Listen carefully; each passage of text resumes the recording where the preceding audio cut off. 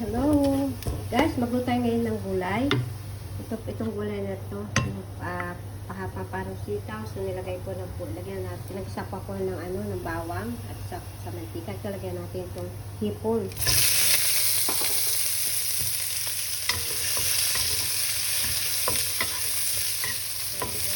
Hipon, pagkaluto po niya, nilagay ko na po yung tofu.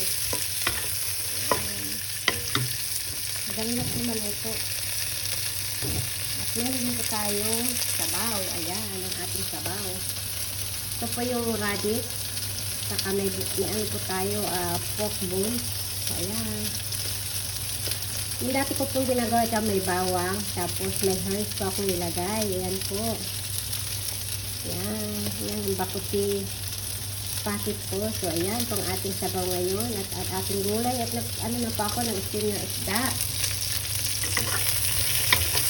Itong ating pagkain ngayon.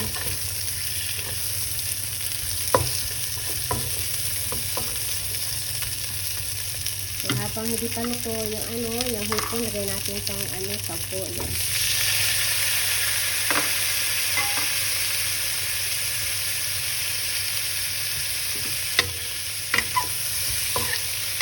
Magulo-gulo siya kasi yung kasama nila rito. Hindi na alam siya isang nag-steam na po siya.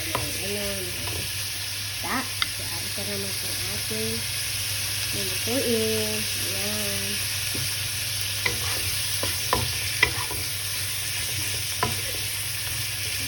Isa po natin na ready para mas sarap pag naluto po siya.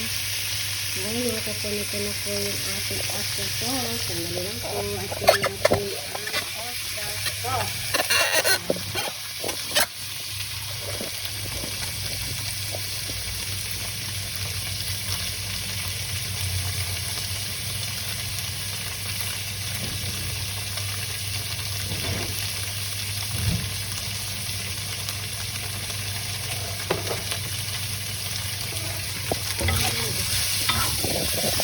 Ito na po siya.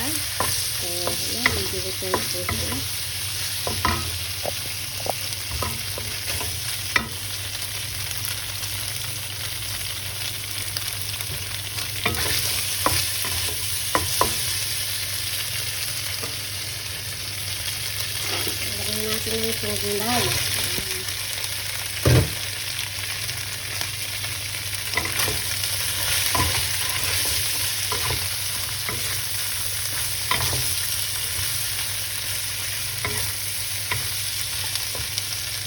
Lagyan po natin ng kaunting tubig para pangluto po dyan sa ating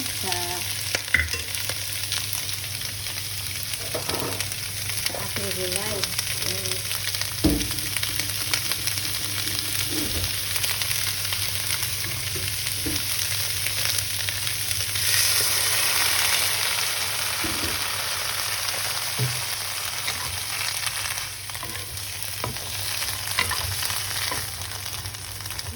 Madali lang po maluto yan, yung gulay. So, lutuin ko lang po siya ng saglit. Tapos lagyan natin ng paminta. Para mas masarap. At ang paminta natin dito. Ipak natin ang ayan, itong ating paminta.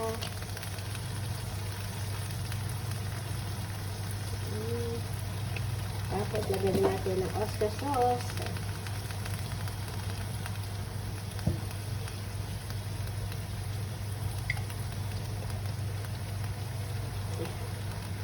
So, ngayon, haluin na natin siya at medyo luto na po siya. Ganyan lang po ang yan. Ayan, yummy na po. Ayan, napakasarap na. Gulay. Ayan. Ito na siya. Ating gulay ngayon, guys. Ayan. Maraming salamat po. At sa sunod na ating video ulit ang aking recipe. Gulay po natin yan. And God bless. Bye-bye.